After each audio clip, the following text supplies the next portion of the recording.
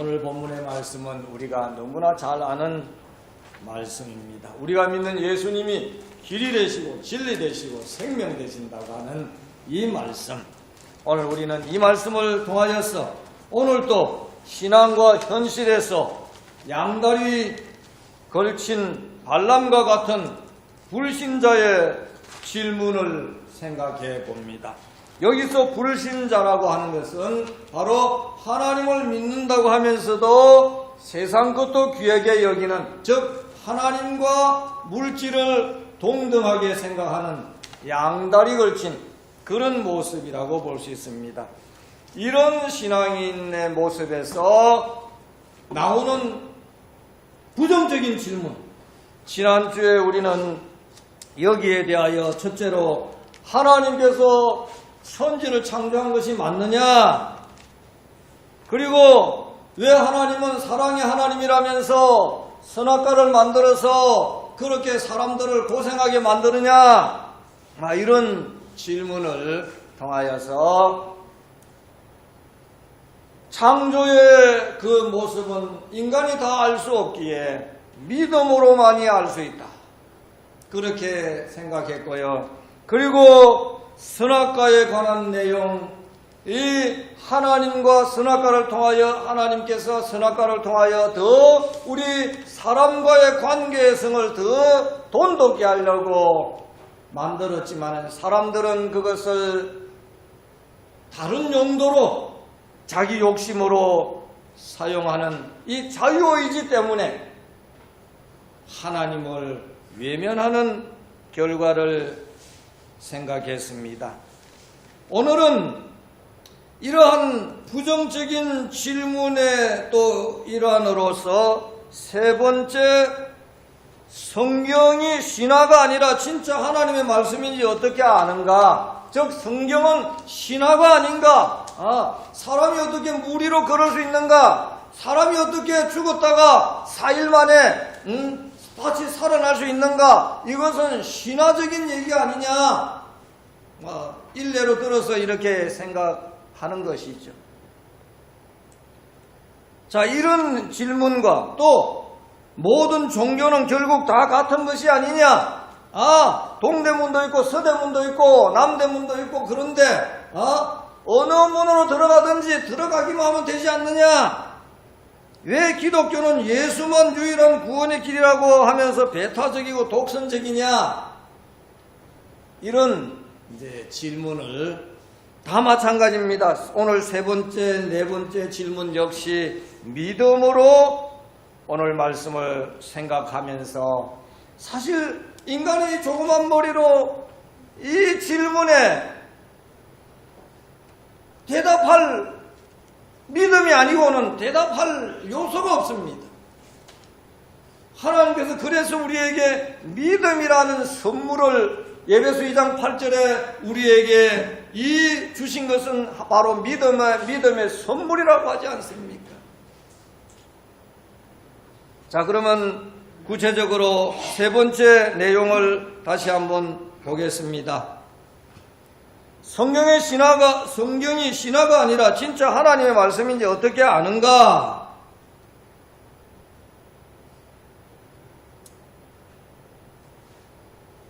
성경은 인간을 구원하기 위하여 이스라엘 민족의 조상인 아브라함을 택하여 성부 하나님이신 예수님의 가르침과 하나님의 뜻이 담긴 책이 바로 이 성경책이라는 것입니다.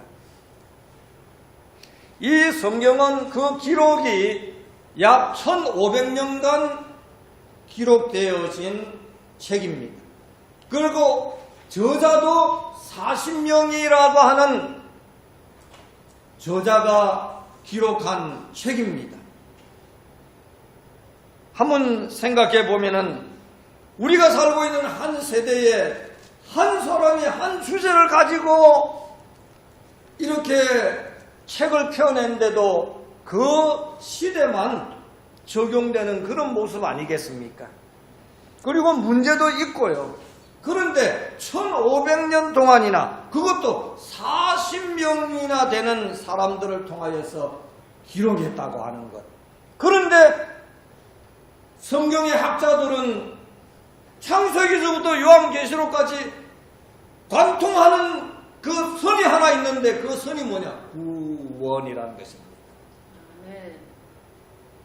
그러니까 이 구원에 대하여서는 창세기부터 요한계시록까지 쫙 꿰는다는 것입니다. 이건 분명히 사람에 의하여서 되어진 책이 아니고 하나님께서 마치 학교에서 받아쓰게 하는 아이들을 통하여서 선생님은 한 분이시지만은 받아쓰게 하는 아이들은 많이 있지 않습니까?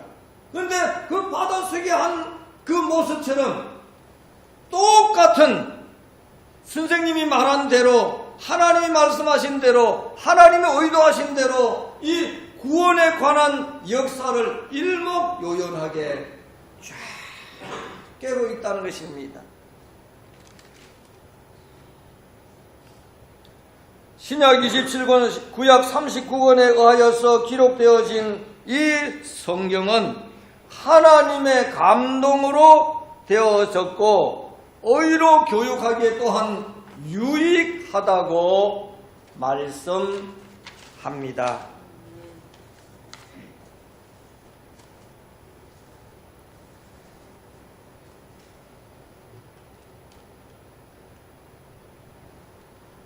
그리고 디모데후서 3장 15절 16절의 말씀을 보면은 그 내용이 담겨져 있는 것을 볼 수 있습니다. 이 하나님의 감동으로 쓰여진 성경은 신화가 아니라 타락한 인간을 죄로부터 멸망치 않게 하는 하나님의 뜻이 담겨진 책이라는 것을 오늘 우리들은 알아야 한다는 것입니다.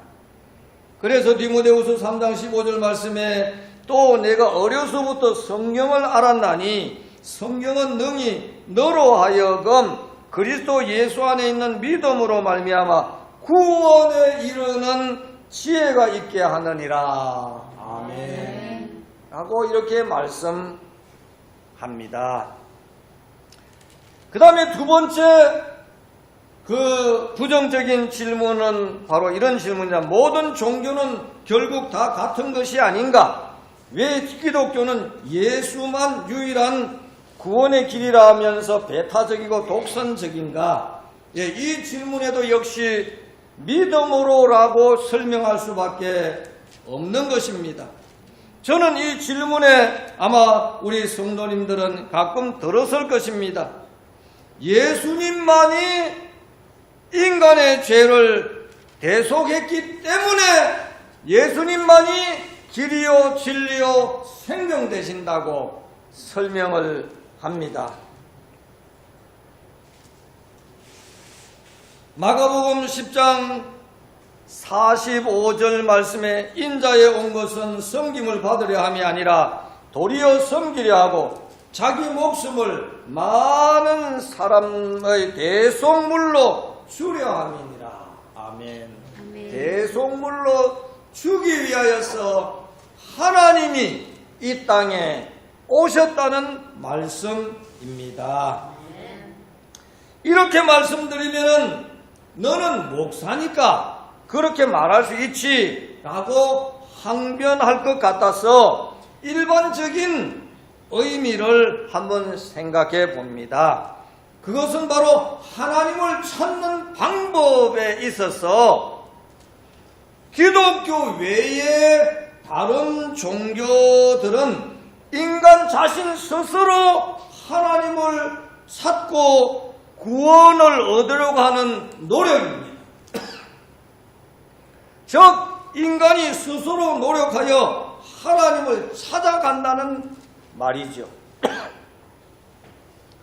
이 부분에서 조금만 생각한다면 그것은 의도는 좋고 인간의 생각으로는 멋진 생각이지만은 가끔 그러지 않습니까? 내 자신도 나도 나를 몰라. 그럴 때가 있지 않습니까? 저만 그렇습니까? 아마 우리 성도님들도 그럴 것입니다. 살아가다가 나도 나를 모른다고 하는 그런 생각을 가지게 되고 또 말을 하기도 하지 않습니까? 나 자신도 제대로 못 찾는 존재가, 나 자신도 제대로 모르는 존재가 하나님을 찾고 그리고 하나님을 찾아간다고 하는 것, 이것은 말이 앞뒤가 안 맞는 것입니다. 하나님은 초자연적인 분이셔서 인간이 스스로 찾지도 못하고 찾을 수가 없는 것입니다. 그래서 하나님의 뜻이 담겨진 성경책을 주시고 친히 사람으로 이 세상에 인간을 찾아오신 것입니다. 저는 이 부분에 대하여서 가끔 이런 예를 말씀드립니다.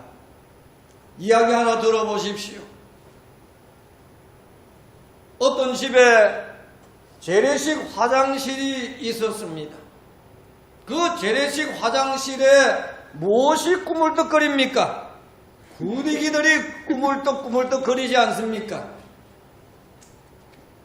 그런데 어느 날 아버지가 하는 말이, 야, 저 재래식 화장실 허물어버리고 수세식 화장실로 바꿔야 되겠다. 이런 말을 하는 것을 옆에서 아들이 가만히 듣고 있었어요.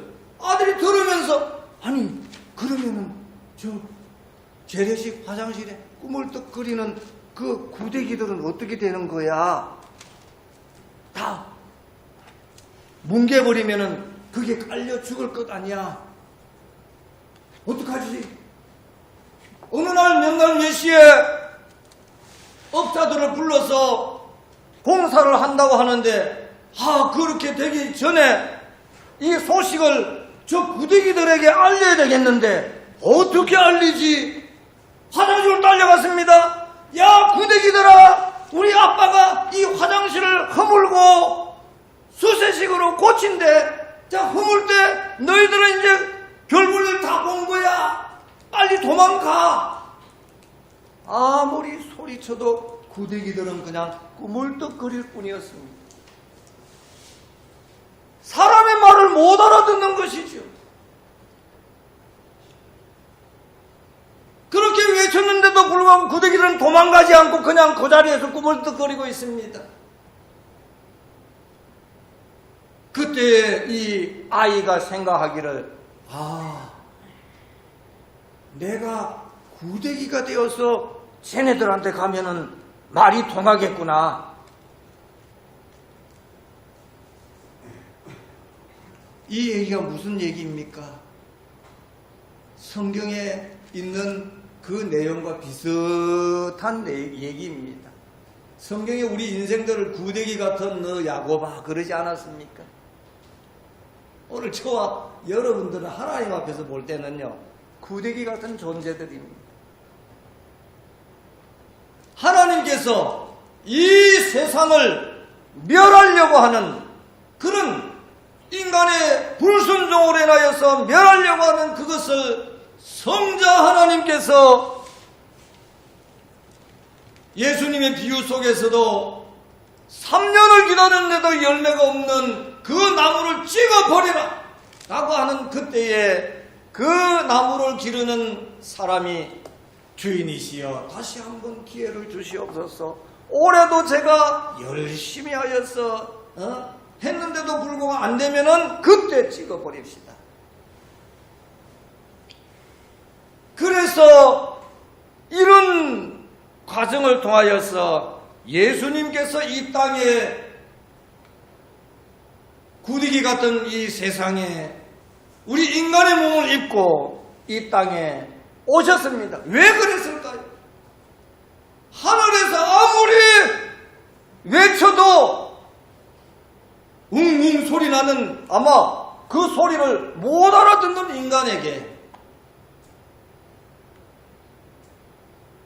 인간의 몸으로 오셔서 회개하라, 천국이 가까웠느니라 라고 증거했습니다.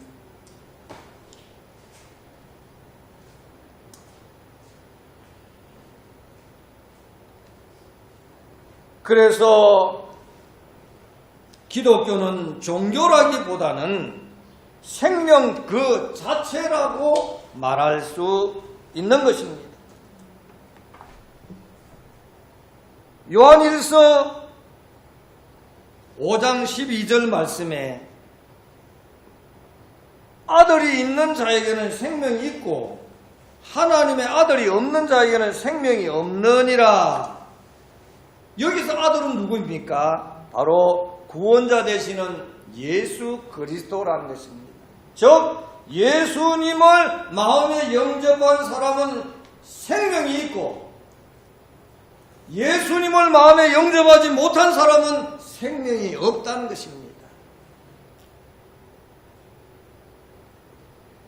인간이 하나님의 뜻을 아는 데 있어서 그 방법은 믿음이라는 방법을 하나님께서는 우리에게 가르쳐 주셨습니다. 그리고 약속하셨습니다.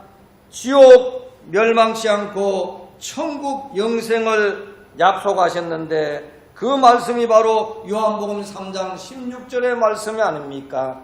하나님이 세상을 이처럼 사랑하사 독생자를 주셨으니 이는 저를 믿는 자마다 멸망치 않고 영생을 얻게 하려 하심이니라. 아멘. 즉 믿음으로 하나님의 말씀을 들을 수 있게 하셨고 믿음으로 영생을 얻도록 하신 것입니다. 그래서 믿음이란 하나님을 인정하고 하나님을 받아들이는 것, 바로 이것이 믿음이라는 것입니다. 그 내용을 요한복음 1장 12절 말씀에 영접하는 자 곧 그 이름을 믿는 자들에게는 하나님의 자녀가 되는 권세를 주셨다고 말씀합니다.